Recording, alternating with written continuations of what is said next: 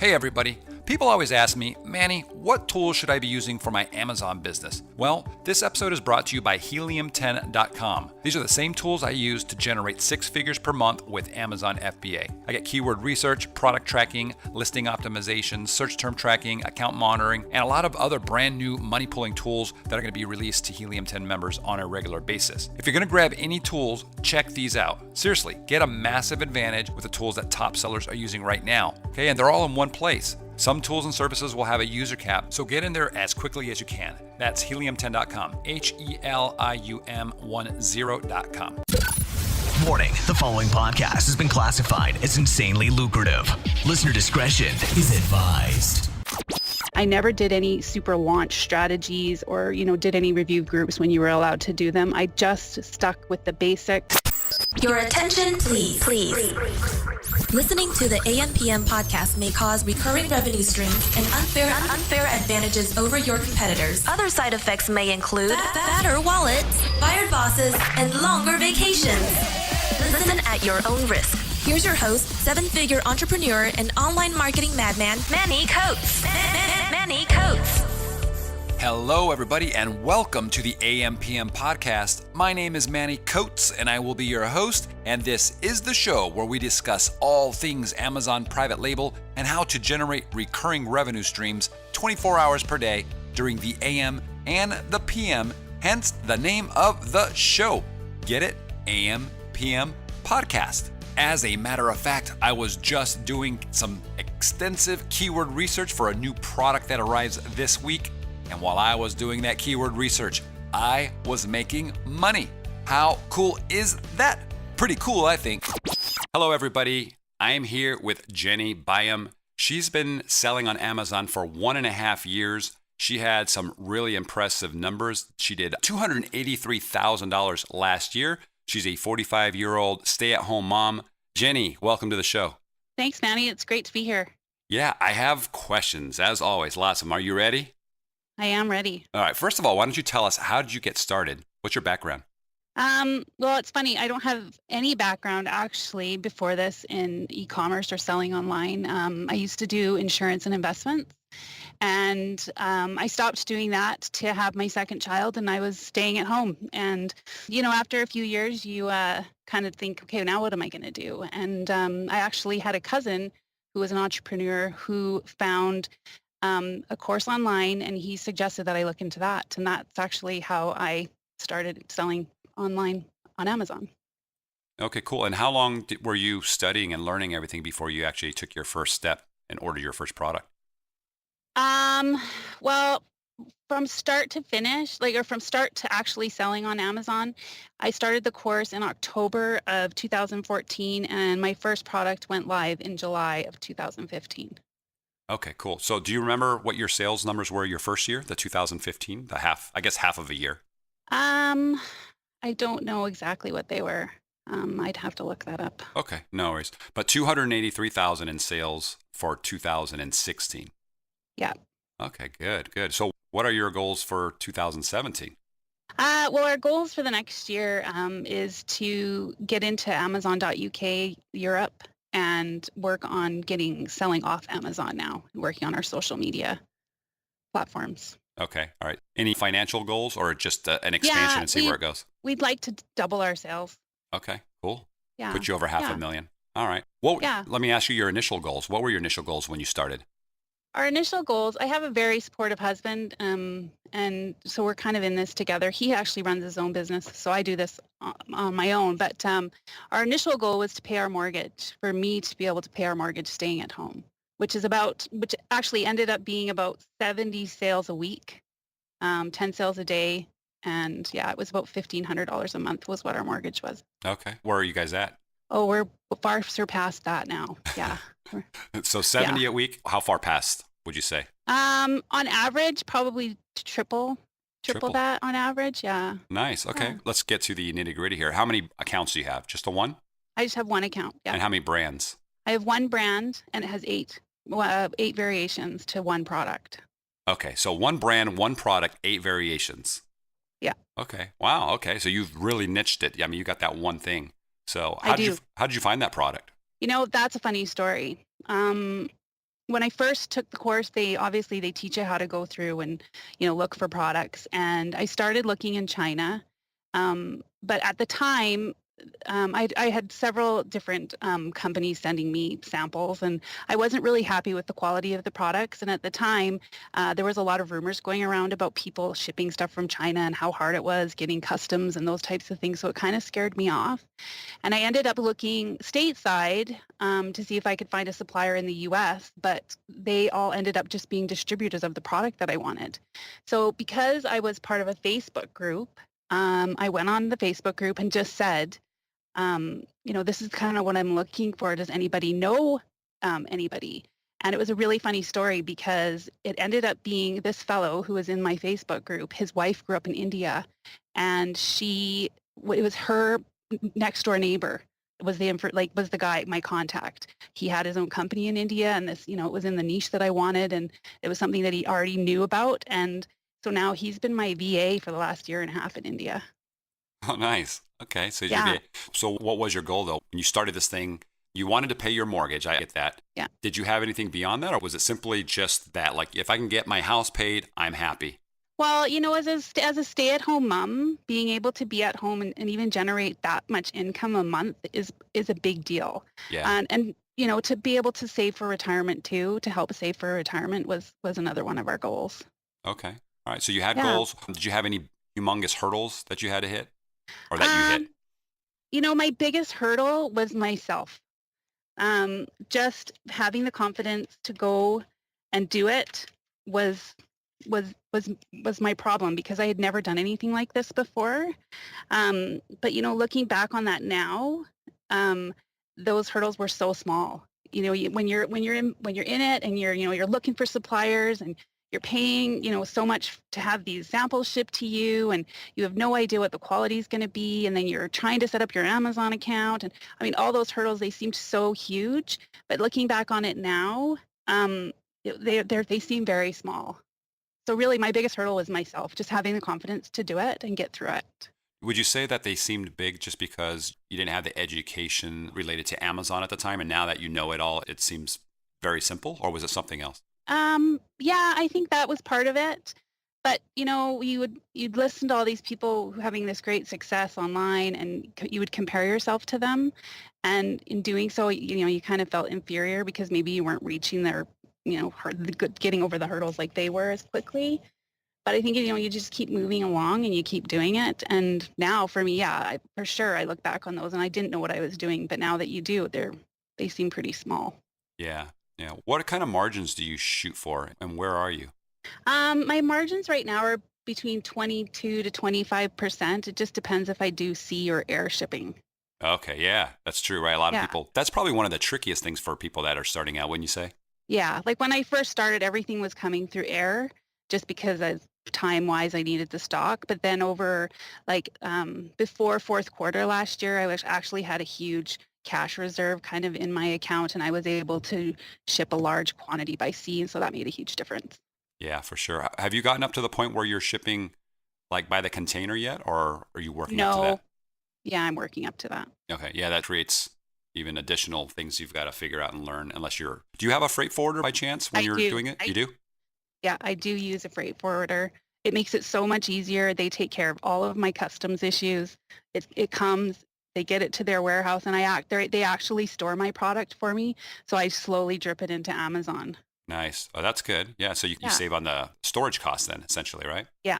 Yeah. Okay. Is it a pretty popular freight forwarder? Somebody that's been mentioned on our Facebook group? It's A.N. Duringer. That's who I use. I tell people that's who I use. Okay. They've been really good. Yeah. A.N. Duringer. Is it A.N. N as in Nancy? A.N. is in Nancy. Yeah. Okay. All right. Cool. Duringer. There you go, guys. If you guys are looking for a freight forwarder, the one Jenny uses, you really like them, huh? I do. I've had no problems with them, and they're very flexible with how I can pay them. They've been really good. Okay, great. Yeah. At what point was it where in your business where you had enough money coming in and you said, you know what, instead of reinvesting all of it, I'm actually going to pay myself a little bit? You know what? That just happened recently. For the first year and a half, my husband and I really didn't take any money out of our company. It all went back in to build our stock and to be able to just have the product amount that we needed for fourth quarter. And now actually I have, because I ordered so much, I have a lot of stock for the first, 6 months of this year. Okay, well, I think that's a good lesson. A lot of people that are starting out think that they can immediately start pulling money out, first month. And unless they have a lot of capital, right, that's not a reality. No, if you want to grow, for sure anyways. not. Yeah, and that's, I think, ultimately you are trying to grow a business. This isn't a get rich quick thing. Yeah, and it's obvious by your margins. You said 22 to, if you're in that 20% range, 20 to 30%, I feel like that's pretty realistic for a lot of people. Because I'm sure you've heard it too, where people come in and they say, hey, I've got 70% margins. And it just seems, I think that sets an unrealistic goal for the majority of sellers out there that are trying to source products. For sure. And I don't think people realize on the back end, like with PPC and advertising and all those other little costs that you have to incur, I don't think people realize, they don't factor that into their profit margins in the beginning. Absolutely. It's funny because I was just talking to somebody this morning. They were a brand new seller. Actually, they're not even a seller. They're about to source their first product. And they're saying, yeah, I'm going to have, I expect to be making this much. And I'm like, well, let's do the numbers. So we ran through it. And I'm going to kind of rough it here. But It was interesting because the product itself was about $3. And that's what they were looking at. They're like, man, it's a $3 product and I can sell it, for like $17. And so I'm like, well, it's $3. And then what's your shipping cost? And they're like, well, I don't know, but it's probably going to be, around $2. So I go, so you're at $5 right now to get this product out here. Then I go, you got Amazon's referral fees. So you kind of factor in about 15%. And then you've got the FBA fees, which we worked out to about $4, right? Mm-hmm. So we figured that at about $5 or so, almost $6. So you add that 5 plus the shipping and the product cost. And without any advertising, without any returns, defects, anything else, they've already ate up a big portion of, that cushion that they thought they had. They hadn't factored everything in. They for sure didn't figure in the referral fee. So It can get tricky if you don't use some kind of online calculator.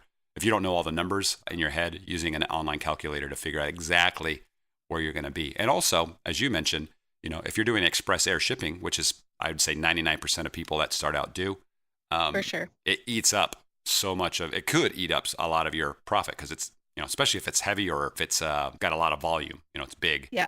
So cool. So speaking of new people, what would be some advice you'd give someone that's just starting out?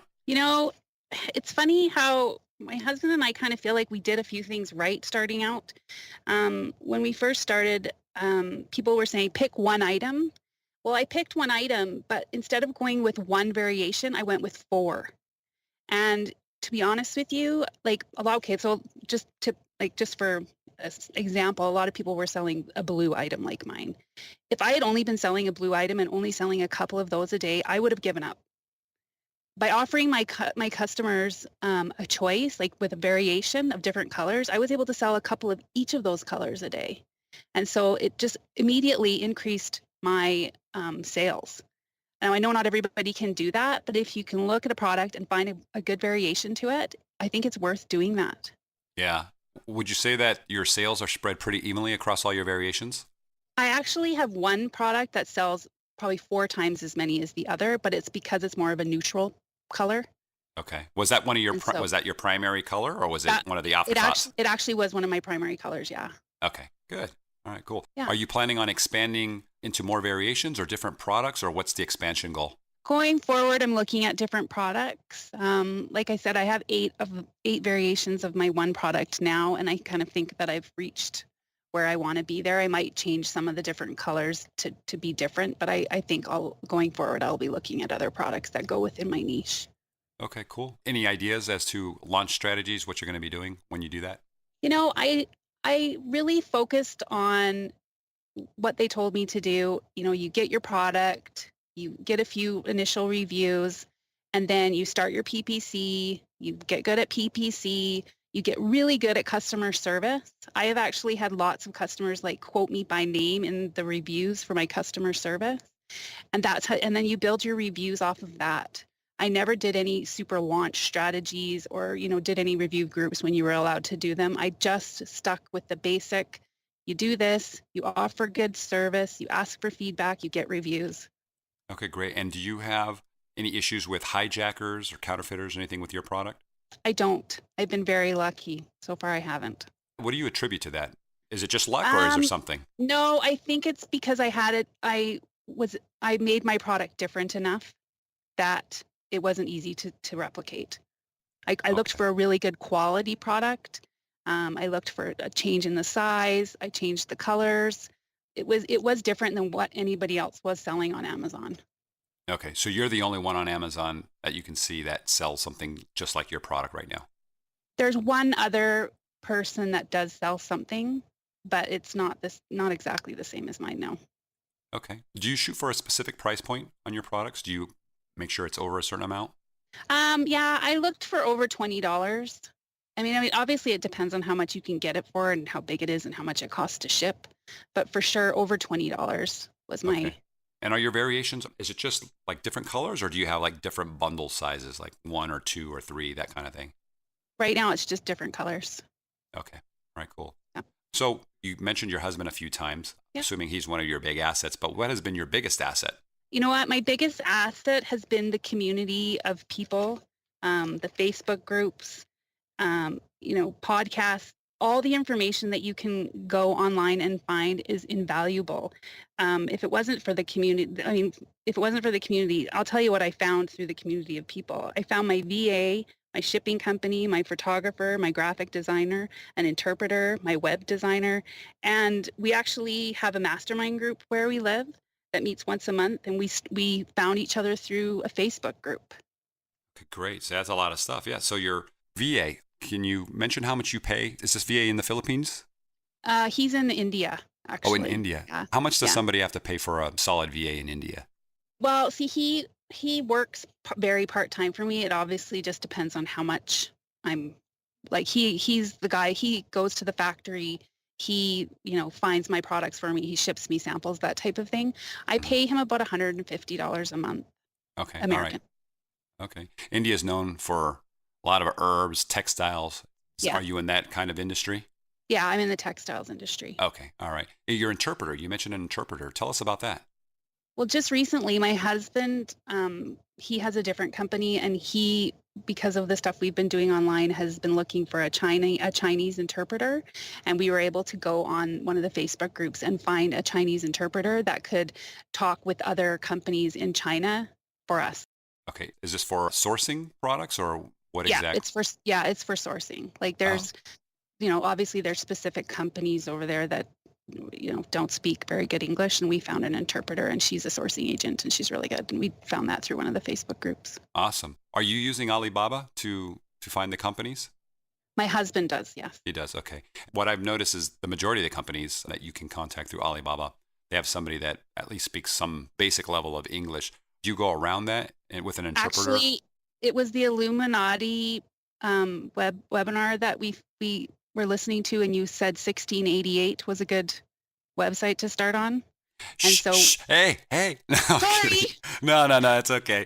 Yeah, no, we announced it on the webinar. I think I've read it in the Facebook group. Yeah. No, you're right. Yeah, though. so that's why we need an interpreter.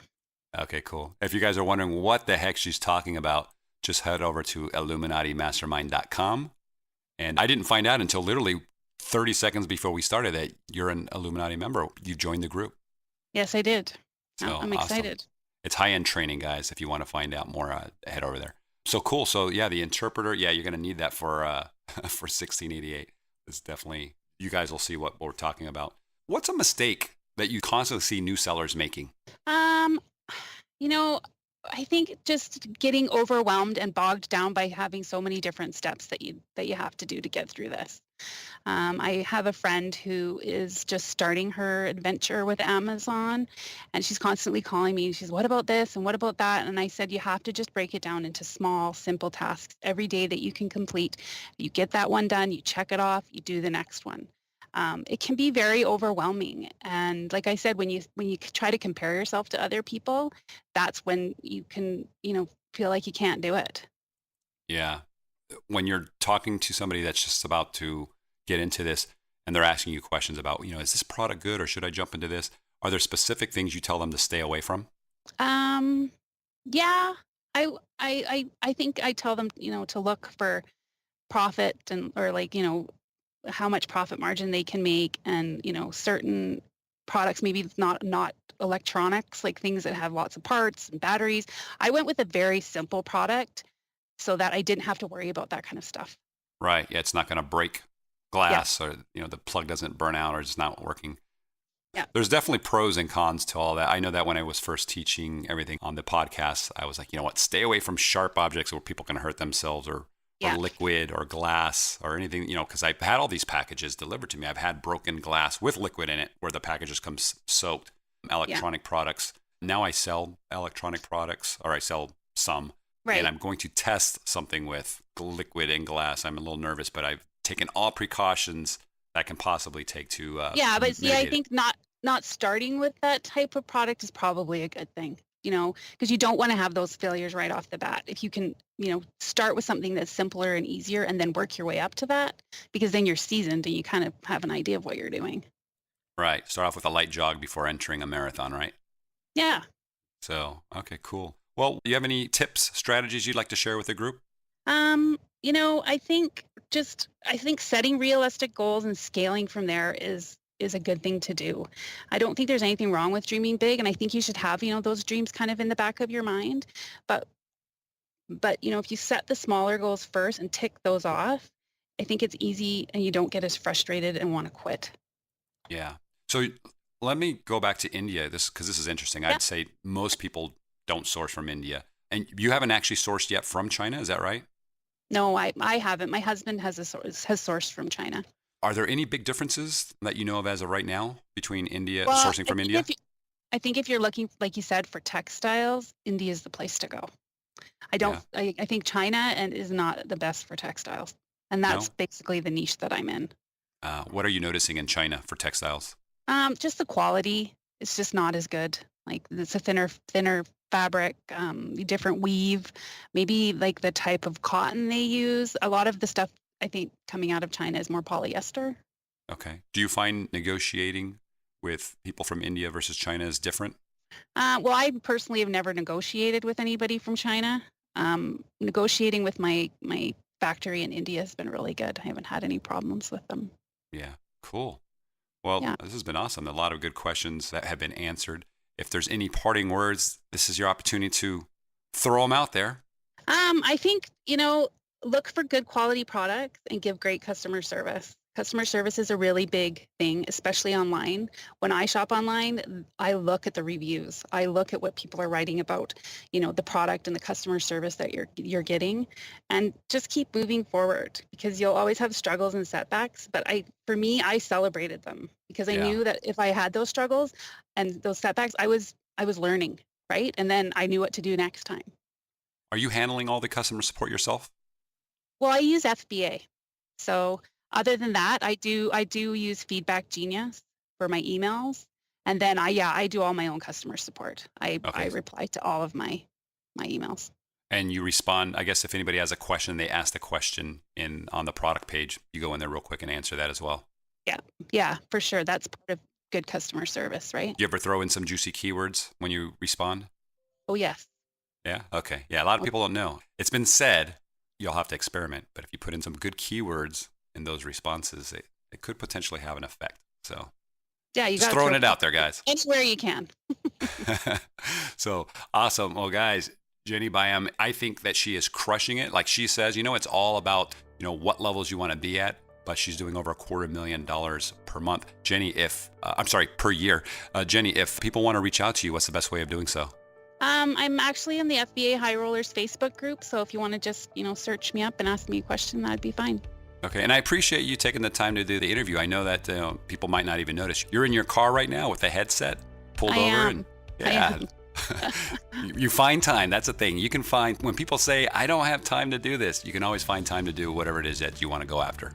I'd always make time for you guys. I love your podcast. Well, thank you. Well, thanks for coming on the podcast. Thanks for joining Illuminati. That's awesome. And that was a surprise. And we'll keep in touch. Thank you. Hey guys, if you like this episode, definitely check out episode number 104. 104 is our FAQ series, and the question asked is, how do I find the reason why I have a high return rate on Amazon FBA? We'll show you where to go, how to get that figured out, and that's in episode 104. Hey guys, Manny Coates here. If you've been following my podcast, you know I'm a huge fan of the Helium-10 tools for Amazon sellers. I only use the best tools out there, and the Helium-10 suite of tools are, in my opinion, best in class. Now, just because I'm the founder of Helium-10 doesn't mean that's all I use, right? I go where the money's at, and if there's a tool on the market that I haven't made and that tool helps me make money, I'll use it, and I'll talk about it here on the podcast, and I'll even link to it in our tools section at the ampmpodcast.com website. But I can honestly say that there's no place that I know of where you can get all the important tools that an FBA seller would need in one place, where the tools work with one another to help you save time and make you a lot of money. Now, the Helium-10 tools have had a huge hand in helping me go from zero to over $1 million in Amazon sales in just 10 months. Okay, keyword research, listing optimization, and a super tool called 5K Checker that makes sure that the words in my listings, okay, the front end and the back end, are actually indexed by Amazon. And guys, if you're not checking this, you're leaving money on the table for sure, because Amazon is always tweaking their search engine. Okay, so I always use 5K Checker every single month on every single one of my listings to ensure that my listings are still indexed for my keywords and that I'm still pulling in customers like crazy. If you're a longtime listener, you know I'll never use a tool unless it can save me a lot of time or it's gonna make me a lot of money. So I'm confident Helium-10 will do this for you guys, all right? There's a money-back guarantee, so there's no risk. Check it out. Head over to helium10.com. Helium10.com, that's HELIUM10.com. You've been listening to the AM/PM podcast hosted by Manny Coates. For more information, insider tools, and to get the resources mentioned in this episode, visit ampmpodcast.com.